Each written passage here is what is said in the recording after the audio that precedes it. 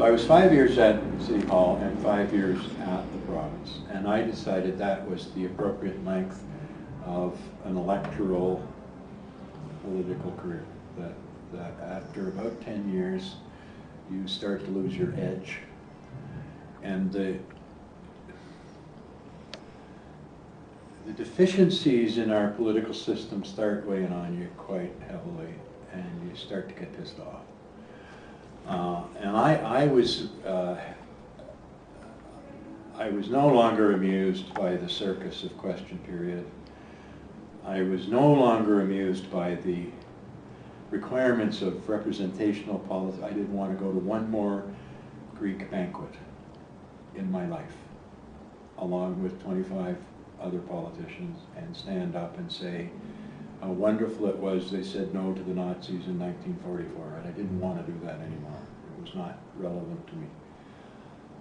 I was worn out by the demands of greedy middle-class people, and I was in despair about the failure of our systems to deliver for vulnerable people.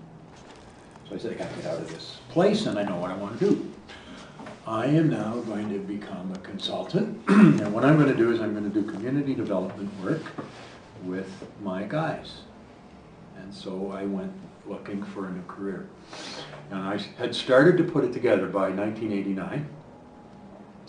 I got a contract from the feds to work with a group of survivors from Queen Street on a putting people first, user-designed mental health system. So I had that little contract, and then I got a job as an arbitrator for Steelworkers. And that pays big money, right? So, you know, the Steelworkers organized a bunch of nursing home workers because they were in the same place the plant was, right? And so they had a unit that involved people who worked in nursing homes. And they were a group of workers who were not allowed to strike. So they had a built-in arbitration process for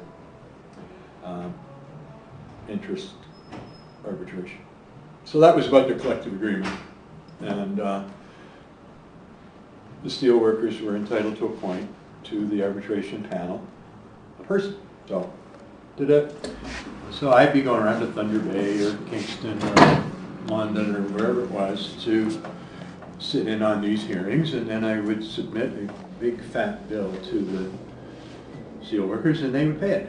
So this was sort of my Robin Hood thing, and I could do these little contracts with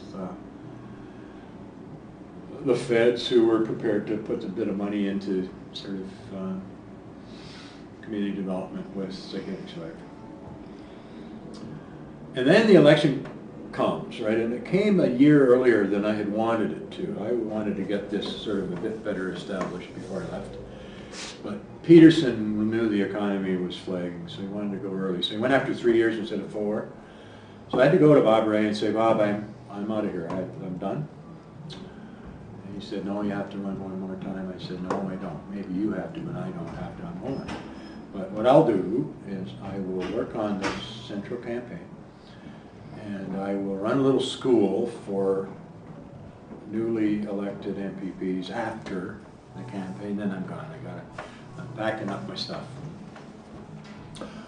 And he eventually gave in, because what could he do?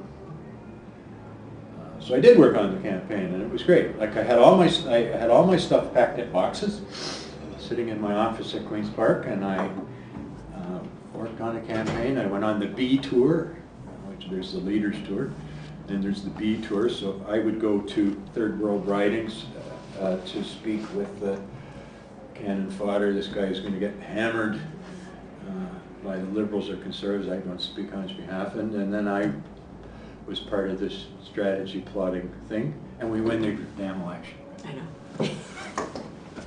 Holy shit. So I had said I was going to do a school, so I had 60 students in my school. I had 60 rookie MPPs who had never been there before. And some of them had been shop stewards at the plant in St. Thomas, and that was what they knew. One of them was registered nursing assistant who was on workers' comp leave. She actually became minister, and she'd never been to Toronto before. That's the problem with the surprise landscape. Yeah, well, we were looking at the people in our caucus saying, anybody know this guy? No. What do you think? Anyway, can we find something out about him by tomorrow? So I ran the school, and then Bob asked me to stay on his office, so I did.